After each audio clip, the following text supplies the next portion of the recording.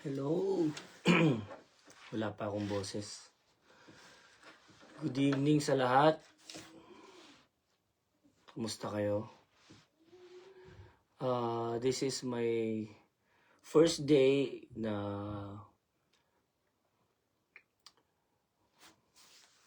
magla-live, no? Ito kasi itong gagawin ko na to, matagal ko nang pinangako kay Lord, pero hindi matuloy-tuloy. Pero ngayon, ito na. Gagawin ko na. Pumapasok sa isip ko to lagi na gagawin ko. This is not for myself, but para doon sa mga makikinig, no? Usap lang. So, ang pag-uusapan natin ngayon, yung madalas tanungin ng isang tao sa sarili niya. Nakakapagod bang mabuhay? Hi Rosalie, Ate Rosalie, Jonah, kamusta? Magba-Bible study ako ngayon online. No? Magba-Bible study ako online. So, matagal ko nang pinangako kay Lord to. So, gagawin ko to every week. Hanggat kaya, hanggat kahit araw-araw kung kakayanin, why not? No? So, I will proceed. Ang topic natin ngayong gabi sa ating Friday ngayon dito sa Canada. So, it is a Friday night Bible study. So, ang tanong ng marami, nakakapagod bang mabuhay? Yeah? Kung gusto nyo mag-comment sa mga naka-online ngayon, nakakapagod bang mabuhay? Yan. Yung alam nyo mga kapatid, minsan kahit anong tulog o pahinga parang hindi sapat, di ba?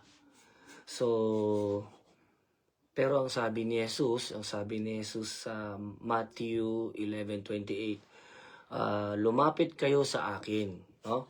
Lumapit kayo sa akin, kayong lahat na nahihirapan at nabibigat ang loob, at bibigyan ko kayo ng kapahingahan. Alam nyo, dito sa Canada, parang may karera no? Hindi lang siguro dito sa Canada, kahit sa maraming bansa, no? Lalo na sa mga OFW, parang laging may karera.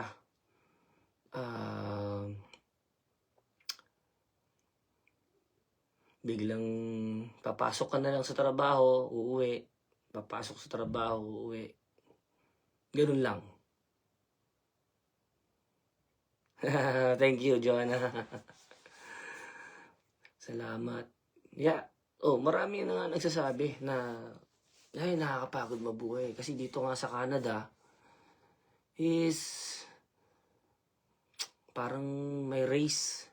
Kasi ang daming bayarin dito Ang daming bayarin dito sa Canada. Parang ang feeling, parang laging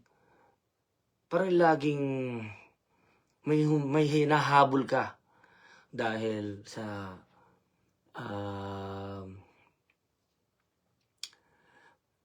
mga bills. Ang daming bills dito. Car insurance, life insurance, property tax, mortgage, kung ano-ano pa, kuryente, tubig, lahat. So, akala nung mga kamag-anak natin sa Pilipinas, marami tayong pera sa Canada. Para bang pumipitas-pitas lang tayo ng pera sa puno, ganyan. Which is wrong. Dito sa Canada, although totoo naman na marami tayong nararanasan ditong mabubuti, like mga pagkain natin na gustong makain, nakakain natin, di ba? Madaling bilhin kaysa sa Pilipinas. Sasakyan, pag may trabaho ka, makakakuha ka ng sasakyan. Hindi katulad sa Pilipinas, maraming tsatsibureche, no? So, maraming bayarin. Kaya dito hindi pwede yung nagagawa sa Pinas na tatambay lang, tapos maghihintay ng grasya, no? Hindi ka mabubuhay dito. Pag ginawa mo yun dito sa Canada, homeless ang homeless ang katapusan mo. Yeah. Di ba, Ate Rosalie, di ba? Ganyan din sa Japan. Oo. Yeah. hindi madali ang buhay. Kaya minsan, ang mga tao nabu-burn out. Ganto na lang ba ang buhay ko? Trabaho, bahay, pagdating ko sa bahay, mag-aasikaso pa ng ganito, ganyan. So, ganito na lang ba? No? Pero, alam nyo, sabi nga ni Jesus sa Matthew 11:28, lumapit kayo sa akin, kayong lahat na nahihirapan at nabibigat ang loob, at bibigyan ko kayo ng kapahingahan. Kaya tanongin sa sarili mo, Lord, paano ba to? Wala nga akong time. Diba? Yan ang madalas mangyari. Lord, wala akong time. Ang dami kong trabaho, may sideline pa ako, meron pa akong racket dito, racket doon. Kasi kailangan kong bayaran to, may dalawa akong sasakyan, may bahay akong binabayaran, may mga ganito, ganyan, papadala pa ako sa Pilipinas, etc., etc. Pero pag pinag-pray mo kay Lord, Lord, bigyan mo nga ako ng time. Or kung gugustuhin mo, meron naman talaga ano ba yung 5-10 minutes sa isang araw?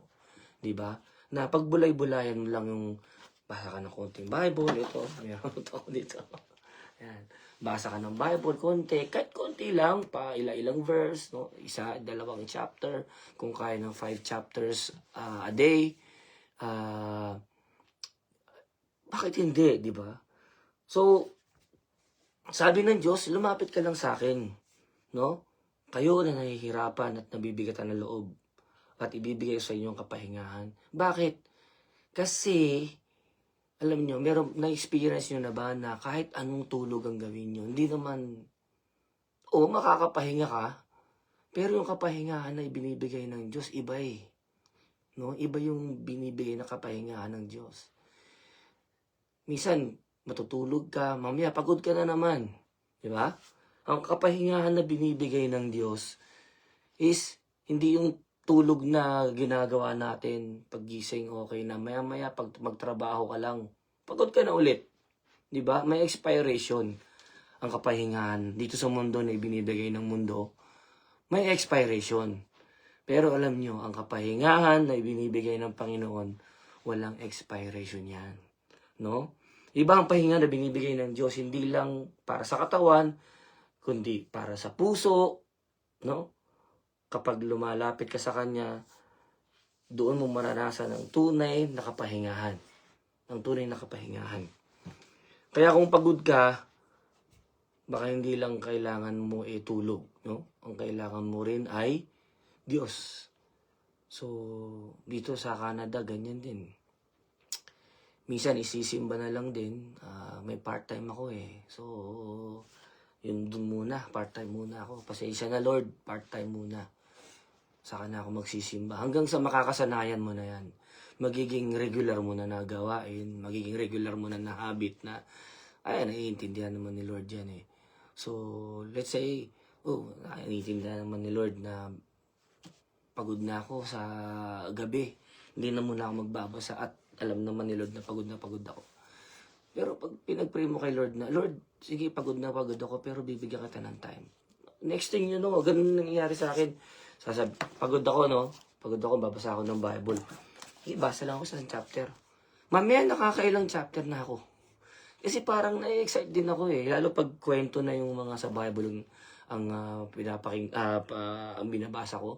So parang nawiwili na ako na nag-i-enjoy ko na. So nakakalimutan ko na yung pagod ko. And then, ang sarap ng feeling ng lumalapit sa Diyos. Kaya yun yung kapahingahan na binibigay niya. Yung feeling na meron kang sasandalan, meron kang tatay na nandyan para sa'yo.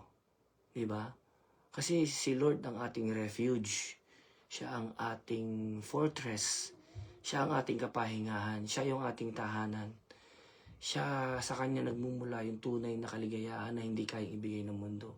Kaya sabi niya, lumapit ka lang. No? Nahihirapan ka, nabibigatan ka ng loob. Bibigyan ka ng kapahingahan. Diba? Pagod ka na ba sa problema mo? Yan ang tanong. Pagod ka na ba sa problema mo? So, ang dami nating bit-bit araw-araw, di ba, no? Na problema kahit saan tayo magpunta. Minsan kahit nasa trabaho tayo, may problema tayo. Kapos sa ganito, problema sa pamilya, problema sa kung saan-saan. Ang dami, no? problema sa responsibilidad at minsan mga takot na hindi natin masabi. Takot tayo sa ganito, takot tayo sa ganyan. Pero alam mo, ang sabi sa awit 55 verse 22, ang sabi dyan, ilagak mo sa Panginoon ang iyong pasanin at ikaw ay kanyang aalalayan. Di ba? Yan ang sabi.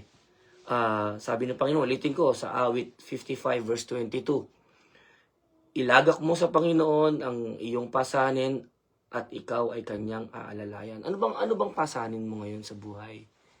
Hi, paring Buknoy. Hello, Brother Alvin Pascual. Ondo, how are you, buddy? I hope to see you again. Sister Carol, hello. Yes. Yan, sabi ng Panginoon sa awit 55 verse 22, ilagak mo sa Panginoon ang iyong pasanin at ikaw ay kanyang aalalayan. No? Hindi naman yung sinasabi na, hindi niya sinasabi na, ilagak mo sa akin yan at ako na lang ang mag-carry para sa'yo. Ilagak mo sa akin yan at ako na lang magbubuhat sa'yo. Hindi. Ang sabi niya, aalalayan kita. Bakit? Kasi gusto pa rin ng Diyos na maranasan yung pagkilos mo din, yung initiative mo, kung paano mo papasanin yung krus mo. Diba? Sabi sa Bible, carry your cross. Do you want to follow me? Carry your cross. Yun ang sabi ng Panginoon, diba? So, aalalayan ka niya. Hindi niya aalisin sa'yo yun, pero aalalayan ka niya. Bakit? Parang sabi mo, Brad, bakit ayaw naman niyang alisin yun? Ba't gusto pa niya hindi na lang niya tanggalin ito para tapos na? Hindi ganun ang patakaran ng Panginoon. Kaya tayo aalalayan ng Panginoon at hindi tatanggalin sa iyo dahil gusto niyang ma-develop ang iyong karakter, ang iyong patience. At imagine, kung siya na lang sasalo lahat ng problema mo, sa tingin mo ba, balang araw kakailanganin mo pa ba siya? So, sasabi ng Panginoon, paano mo malalaman na ako ang Panginoon mo kung di kita bibigyan ng problema? Diba? Kung puro saya lang ang mararanasan mo, paano mo malalaman na may Diyos na nagmamahal sa'yo, na may Diyos na may handang kumalinga sa'yo? Paano yun? No? Kaya nga, aalalayan ka lang niya para ma-realize mo na, hindi yun dahil sa sarili mong gawa, no? Hindi yun dahil sa sarili mong kakayahan. Aalalayan ka niya para mag-glorify si Lord. At yung paglutas mo sa problema, pag ito'y nalutas na, ang mag-glorify sa Lord at yun ang iyong magiging testimony. Let's say, for example, dati, ang problema namin, hindi kami magkaanak, no? Ng aking asawa.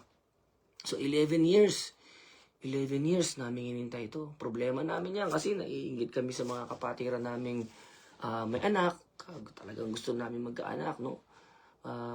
Sa ibang live ko, i-explain ko sa inyo kung ano yung nangyari dyan. Pero my son, Samuel, is a miracle baby. So, naging problema namin ito.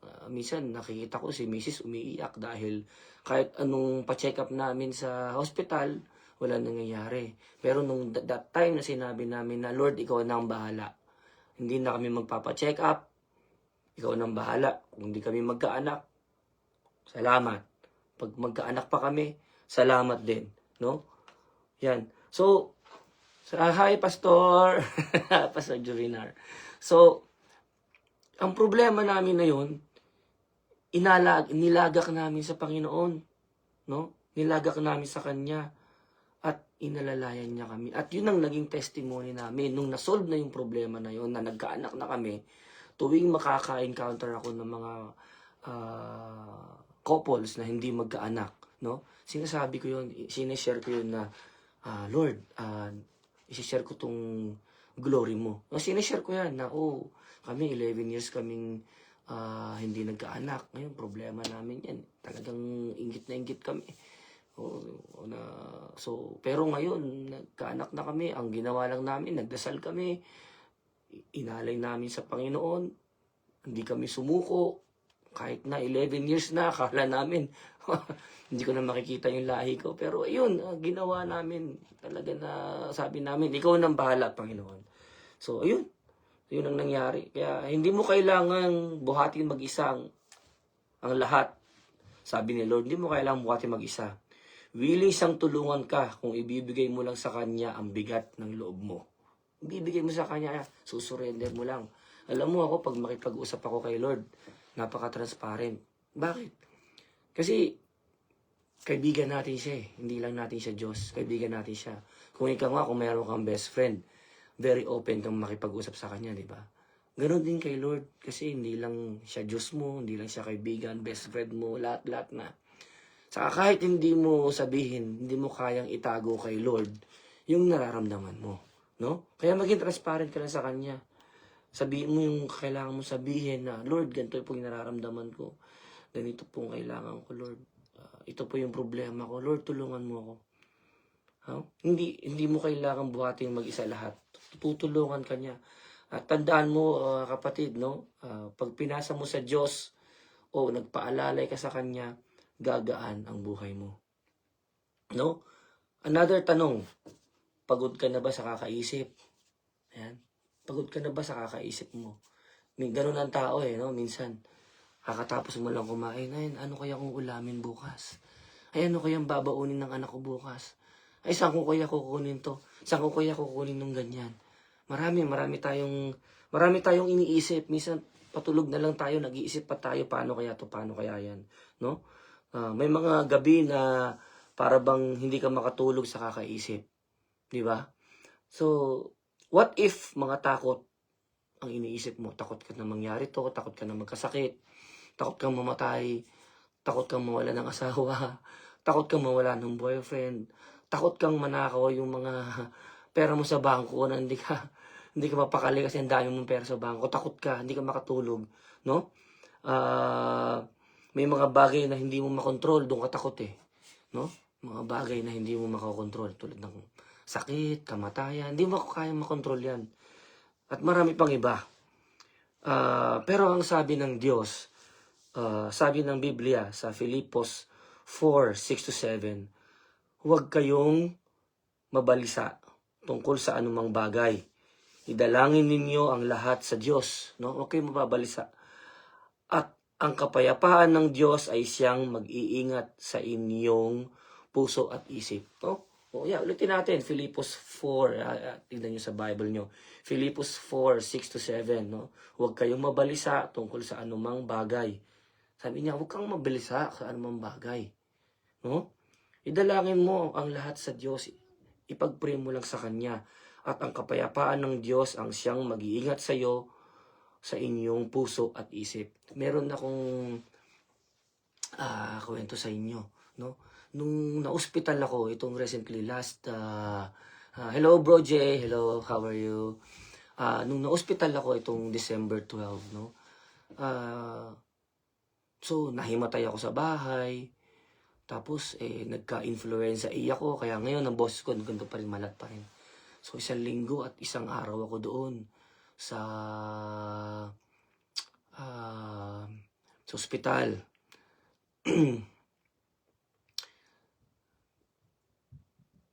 So, ang nangyari, sabi ng misis ko,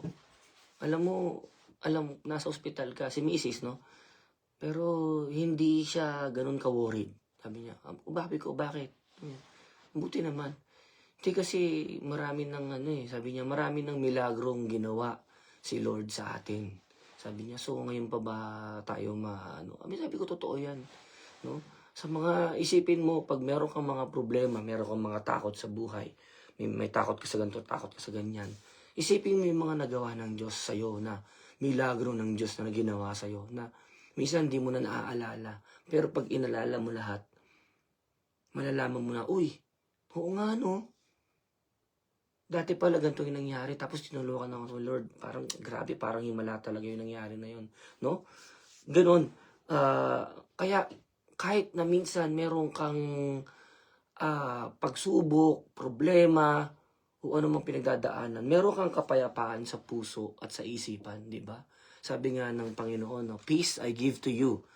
Peace I live with you. I cannot give what the world gives, no? Sabi niya. But ano yung ibibigay niya? Peace na hindi kayang arokin ng anumang pag-iisip. Yun yung peace na nanggagaling sa kanya. Hindi mo malaman bakit ka may peace. Ang gulo-gulo niya ng nangyayari o marami kang pagsubok na dumarating. Pero kahit pa paano may peace ka, no? Sa iyong puso at pag-iisip. Bakit? Kasi alam mo na nandiyan ang Diyos. Ang Diyos na kayang solusyonan ang lahat ng problema. Ang Diyos na nagpapagaling. Ang Diyos na hindi ka iiwan. Ang Diyos na laging nandyan. Bakit ka magwo-worry? Di ba? No. Bakit ka magwo-worry? Ang Diyos na may gawa ng langit at lupa kasama mo. Sino pa ang magsasabi sa iyo na problema to, ganyan-ganyan. Wala na. May peace ka na kasi nga alam mo kasama mo ang Diyos no? Kapag puno ka ng pag-alala, huwag mong labanan mag-isa. Ito pang isa.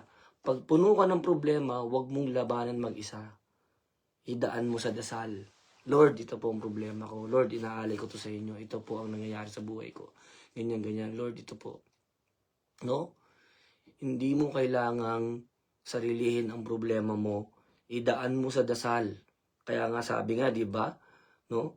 Idalangin mo sa idalangin ninyo ang lahat sa Diyos at kapayapaan ng Diyos ang siyang mag-iingat sa iyo at sa iyong puso. Magkakaroon ka pa ng kapayapaan sa iyong puso at isip. At ang kapayapaan ni Lord, yun ang makapagpapakalma ng isip mong pagod. Diba? Minsan nakakapagod mag-isip. Lalo na ngayon kung nakakapagod talaga mag-isip. Lalo na kung wala kang isip. Hindi, joke lang.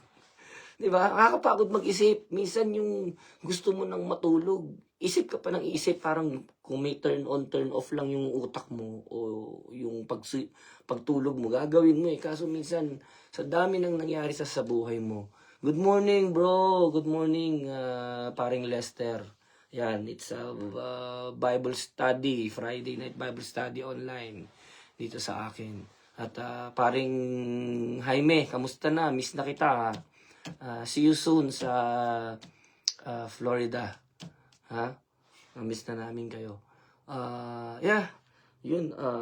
Ang kapayapaan ni Lord, yun ang mapagpapakalma sa isip mong pagod. Dasal mo sa Kanya kung anong iniisip mo, anong bumabagabag sa'yo. Idasal mo lang sa Lord, no? Another question, pagod ka na ba sa paghihintay? Meron ka bang hinihintay? Meron ka bang inaasahan na mangyayari sa buhay mo? No? So, baka naman na hindi pa time, no? Hindi naman, kasi ganito nga, madalas nating marinig na ang reply ni Lord is either yes, maybe, or no. Kung yes, ibibigay niya. Maybe, hintay ka lang. No, bakit no? Kasi baka hindi para sa'yo, baka may mas planong maganda si Lord para sa'yo. Kung meron kang hinihintay, no? Nakakapagod din yan kung hintay ka ng hintay. Tulad yung sinabi ko sa inyo, 11 years kami naghintay sa anak namin.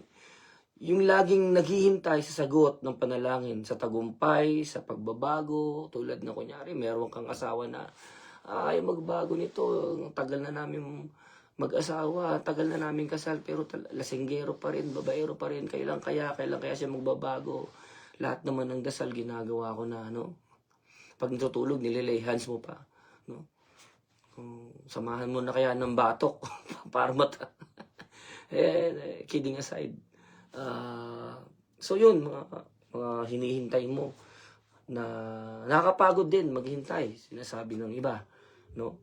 Yung lagi naghihintay sa sagot ng panalangin, sa tagumpay, sa pagbabago. Pero alam nyo, ang sabi sa Isaiah 40 verse 31, ngunit silang naghihintay sa Panginoon ay muling magkakaroon ng lakas. Lilipad sila tulad ng agila. No? Ulitin ko.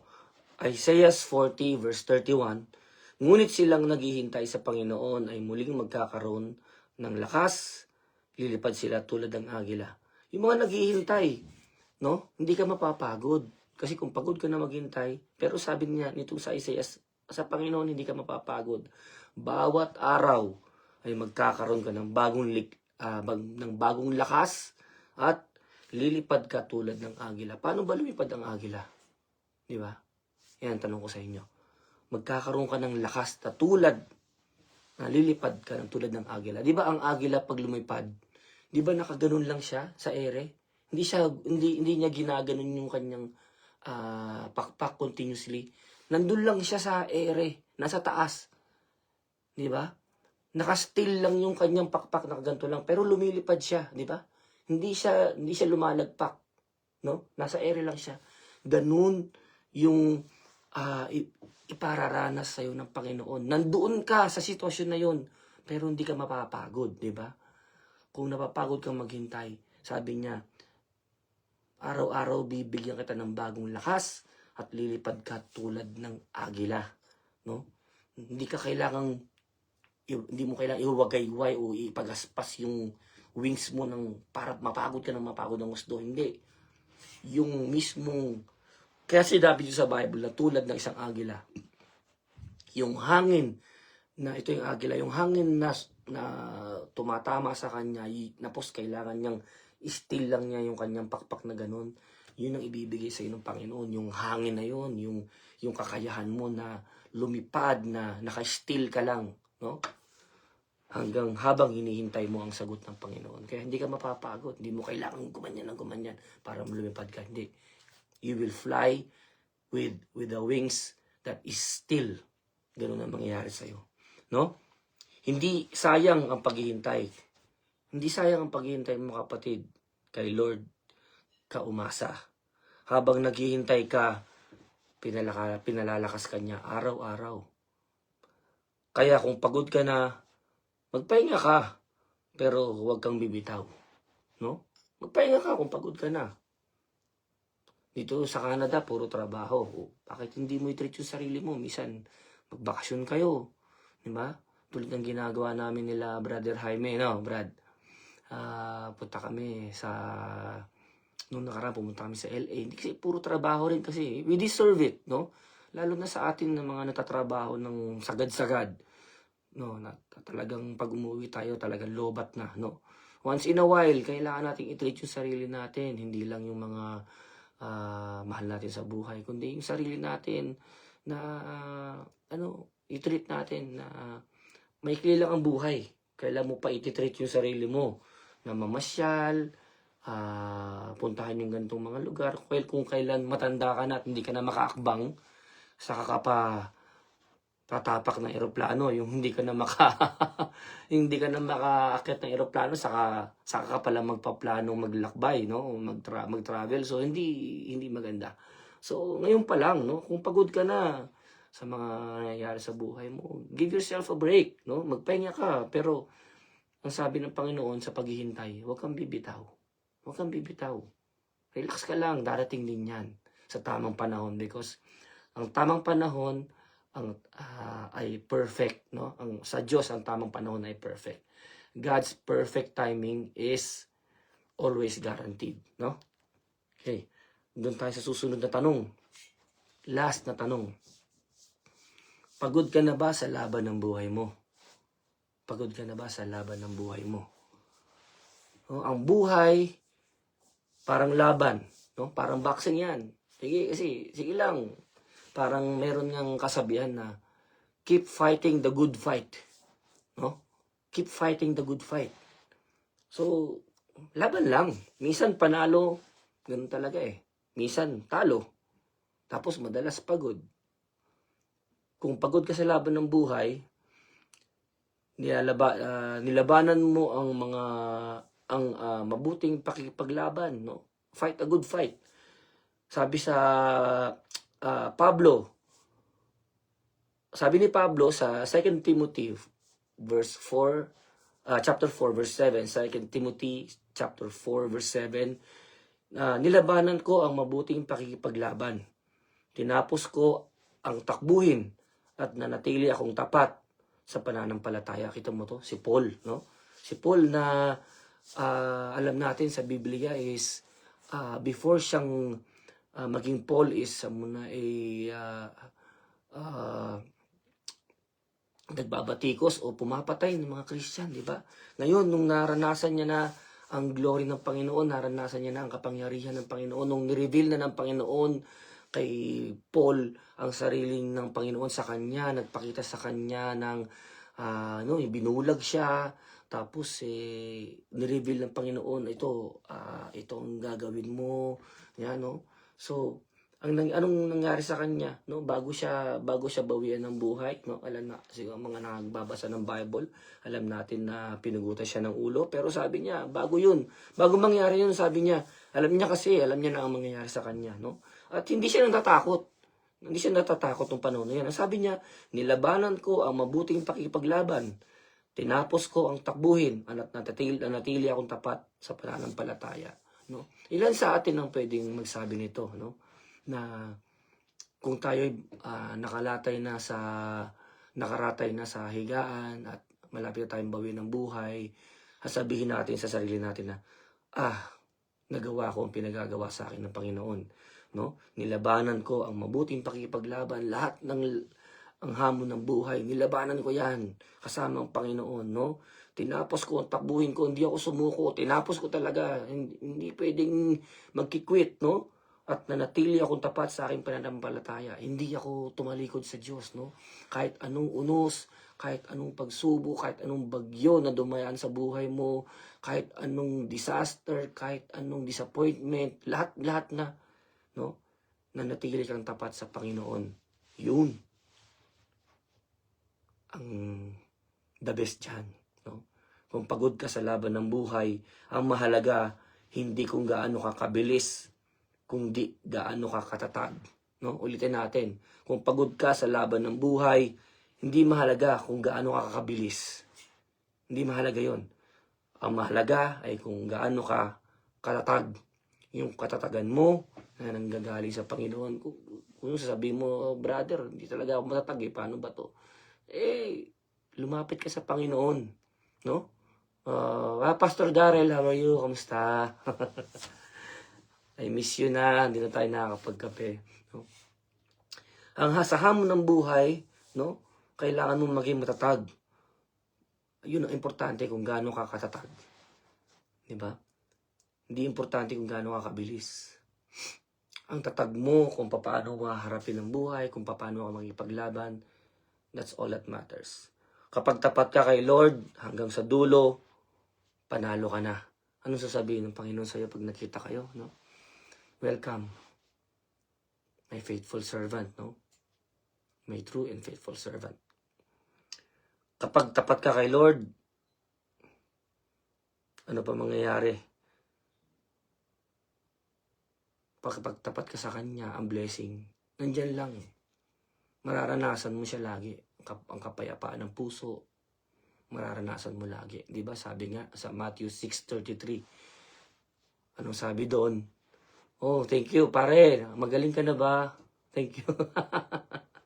Diba? Sa laban ng buhay, pagod ka na ba sa laban ng buhay? Kunyari, nagkasakit ako. Si paring Rafael, nagkasakit din. Diba? Laban-laban lang. Alam natin si Lord, di tayo pababayaan. Diba? Sabi sa Matthew, yung naputol na verse, sabi sa Matthew 6:33, no, sabi, seek first the kingdom of God and His righteousness, and all these things shall be added unto you. Diba sabi? Unahin mo muna ang Panginoon. Unahin mo muna siya and His righteousness. At lahat ng ito ay idadagdag ko sa'yo. No? Pag inuna natin ang Panginoon, ano man ang hilingin mo, kagalingan, kapayapaan ng puso at isipan, sa mga nasirang relasyon, at kung ano-ano pa, idadagdag ng Panginoon sa iyo yan. Pero kailangan, seek first the kingdom of God. Siya muna ang unahin natin. No? Kaya kapit lang, laban lang, dahil kasama mo siya. No? Ang Diyos, hindi yan nagde-day off. Ang Diyos, hindi yan, ang pagmamahal ng Diyos ay hindi na-expire. Ano ba sabi nga sa Bible? His love is new every morning. No? So, Pagkasama mo ang Panginoon, 24/7 yan. Hindi yan bibitaw sa'yo. Kasama mo siya. At kung meron kang mga hamon, pagsubok sa buhay, takot-takot na inaalala mo sa pag-iisip, nag-iisip ka lagi, pagod ka sa buhay mo, pagod ka sa mga nangyayari, lahat-lahat na, kasama mo ang Panginoon, hindi ka nag-iisa. Akala mo nag-iisa ka, hindi ka nag-iisa. At lahat kaya mong gawin. Sabi nga sa Philippians 4:13, di ba? Ang sabi, I can do all things through Christ who strengthens me. Philippians 4:13, I can do all things through Christ who strengthens me. Lahat kaya mong gawin.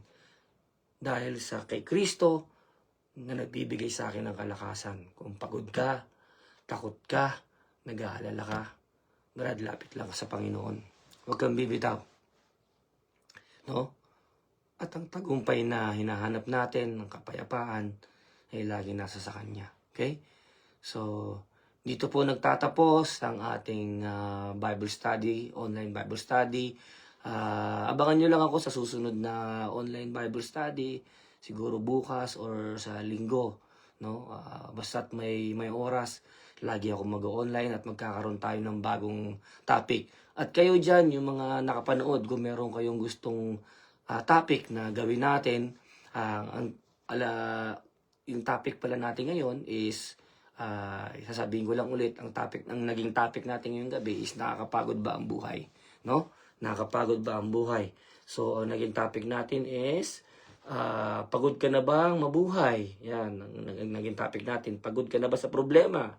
O, pagod ka na ba sa kaiisip? Yan.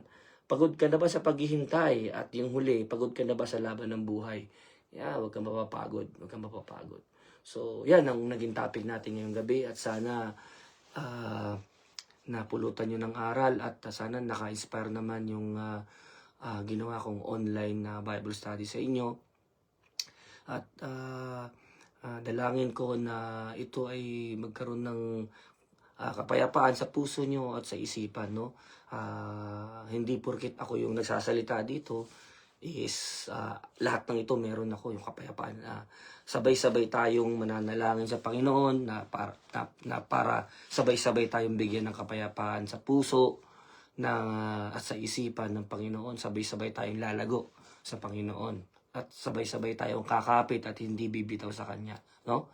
So, bago natin tapusin to, salamat bro, God bless sa'yo. So, bago natin tapusin ito, tayo po yung manalangin, Panginoon. Maraming salamat sa mga salita na ibinahagi nyo sa amin, Lord. Salamat, Panginoon, at kung kami napapagod, ay meron kaming Diyos na natatakbuhan. Minsan, Panginoon, kami po talaga ay nasisiraan na ng loob.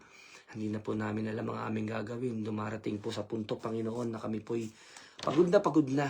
At talagang miiyak na rin, Panginoon, at talagang nagdadalamhati na minsan dumarating na nagkakaroon kami ng depression, anxiety, dahil sa mga pangyayari sa aming buhay.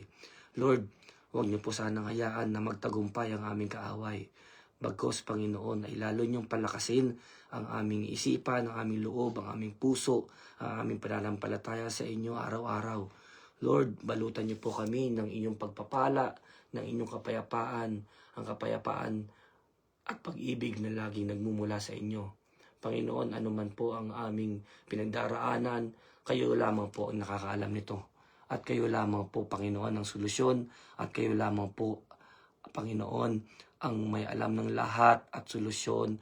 At kayo po ang aming kasama, Panginoon, sa mga laban ng buhay na ito, Panginoon. Lord, ipinapanalangin ko rin po, Panginoon, ang aking mga kaibigan na may karamdaman, Panginoon, na mapagilingin niyo po sila, Panginoon, in the name of your Son, Jesus Christ, Lord God, Lord Jesus, you are our healer, O Lord. Sa mga sakit, Panginoon, sa mga karamdaman, sa mga problema, sa mga relasyon na nasira, Panginoon, sa mga problema sa pera, sa lahat ng mga iniisip, Panginoon, ng aking mga kaibigan, mga pamilya, kamag-anak, mahal sa buhay, at kung sino pa, Panginoon, ang nakikinig at nakapanood ng video na ito. Panginoon, kayo po ang manguna sa amin. Teach us, lead us, O Lord, at inaalay po namin, we fully surrender everything, Lord, into your hands, dahil alam po namin kayo po ang kasagutan sa lahat ng bagay na ito. Panginoon, marami pong salamat at mahal po namin kayo. This all we pray in Jesus' mighty name. Amen and amen. Okay, mga brothers and sisters, salamat sa inyo at pagpalain po kayo ng Panginoon at hanggang sa muli. God bless to everyone.